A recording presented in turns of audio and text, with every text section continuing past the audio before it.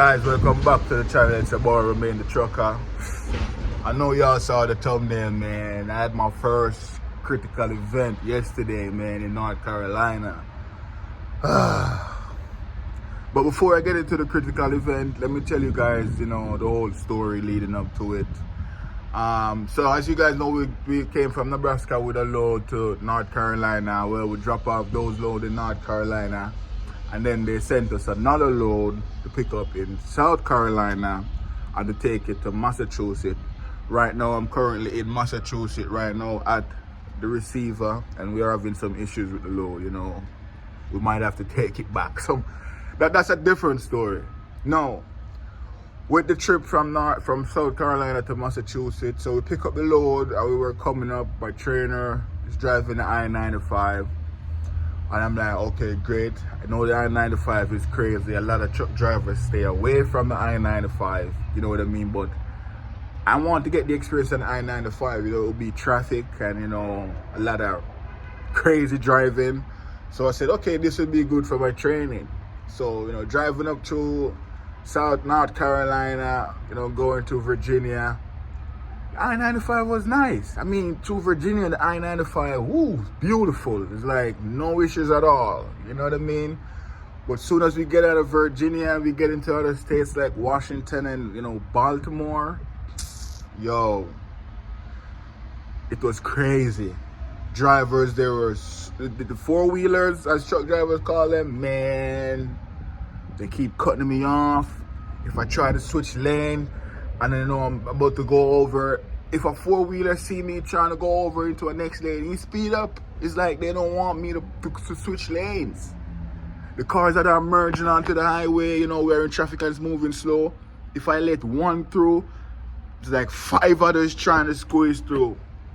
And they are so aggressive out there. I'm telling you, yo, they bullied me yesterday on the I-95, man. It's like, and the traffic was moving so slow. And then after that, it start moving fast again. So, you're, back to 65, 55. And then round another corner, boom, it goes right back down to bumper traffic again. So if you're not careful, you might run into something. You know what I mean? Big congestion.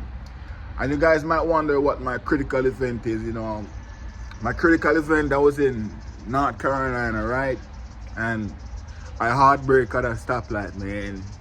It's like I was driving and I saw the light change, so I stopped braking to slow down, getting closer, stopped braking, and I heard my trainer said something. And I looked at him, I said, what? And then I heard him say, yo, stop. You know what I mean? So I went back to stop braking, but that stop, I stopped to hear what he's saying.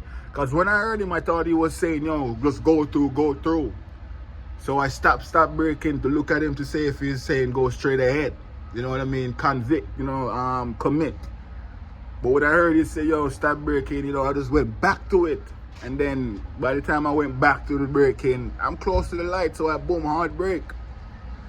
But I think if I didn't stop to see what he was saying and keep doing my hard braking, keep doing my stop braking, I wouldn't have that hard brake because, I didn't stop to confirm what he was saying. If he was saying, commit to the light, or, you know what I mean? But I was stop braking already. And if I am stop braking to slow down, for him to say something, I'm thinking maybe he's saying something different because I'm already doing it. You know what I mean?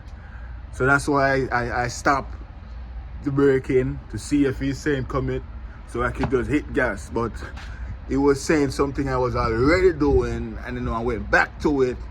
And that 2-3 seconds I'm saying, yo, what? Or 1 second can hit you the hard brake. So, it was my fault, I should, the fleet manager actually called me and he was telling me how to approach these lights. If it's 45 miles an hour when you're approaching these lights, you don't have to go 45. You slow it right the way down.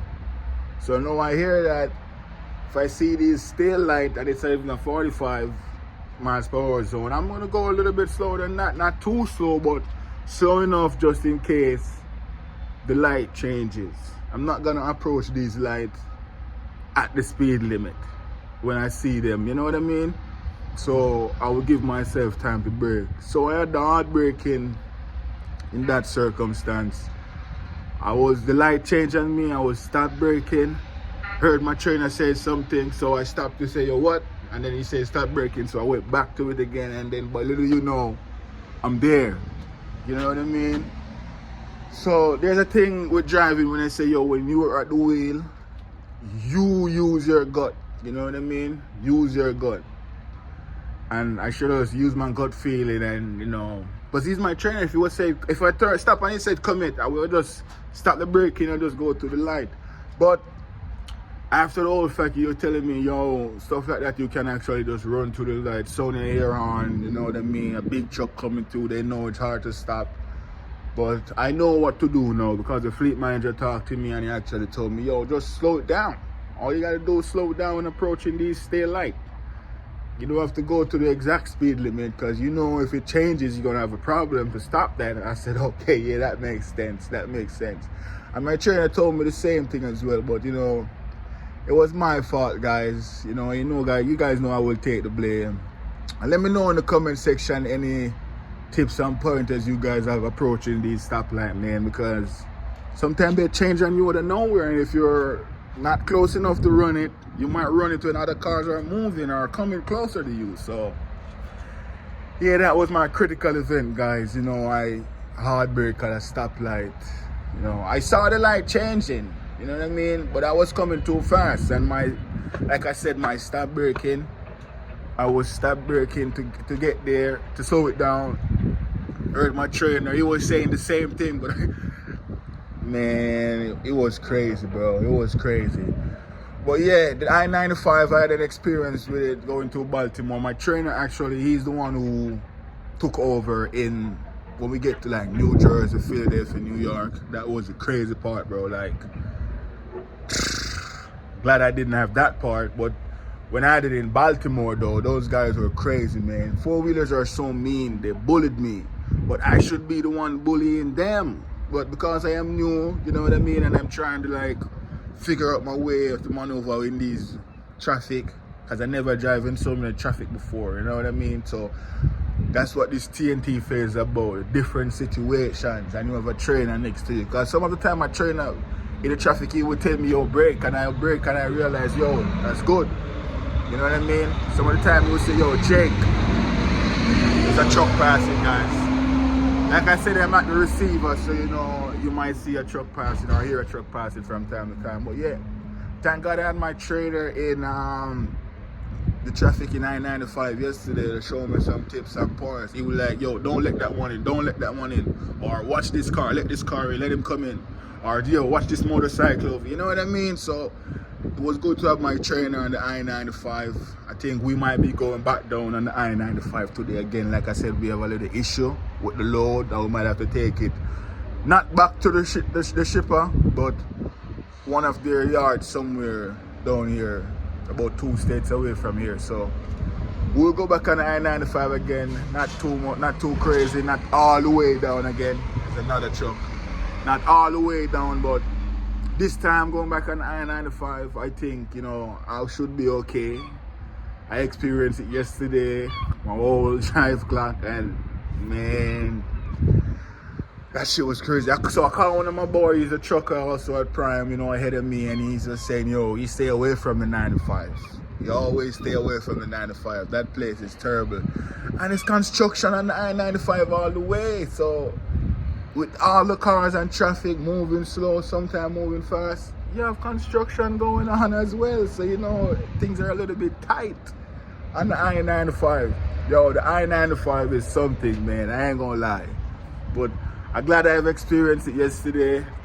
So if I should go back on the I-95, you know, it shouldn't be any big deal.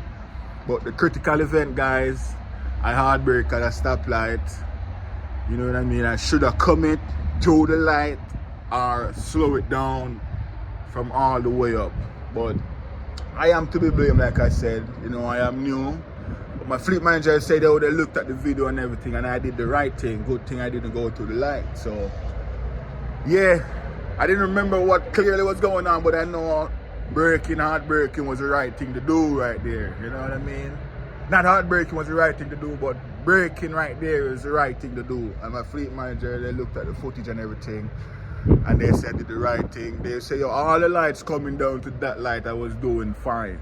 But at that light, they don't know what happened at that light. I said, yo, I don't know, man. But he told me it's a speed limit. I was going too fast. If I wasn't going so fast, I wouldn't have any issues. So just slow it down on these local roads.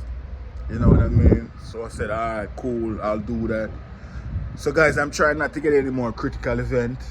You know what I mean? And yeah, that was just it. I felt really, really bad yesterday when I see it coming on the quad combat, critical event. I felt kind of like, man, plus the I-95 give me a rough time. Yesterday, man, I was feeling a little bit heavy.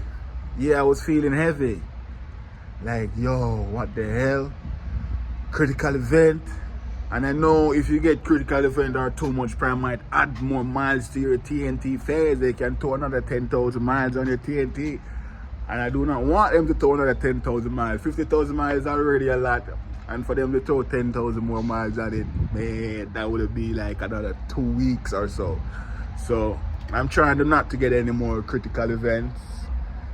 You know what I mean? And with the I-95, bring it on. Let's take them on today again. I will not let them bully me today again. Definitely not. Because what they did yesterday, it was just my first time in a semi-truck. But going back at it today again to just go to this other location, your boy gonna stand up for himself. I'm not gonna let them bully me. I'm not gonna let the four-wheelers bully me on the 95 again. So yeah, that's just another update. We're in Massachusetts right now, guys, and I'll keep you guys updated. Subscribe to the channel, like the video, comment. Let me know if you, as a trucker, if you had any critical event and what happened and stuff like that. But yeah, your boy got a critical event yesterday, and I'm becoming a man. Thanks for watching the video, guys. I'll see you in the next one. Peace.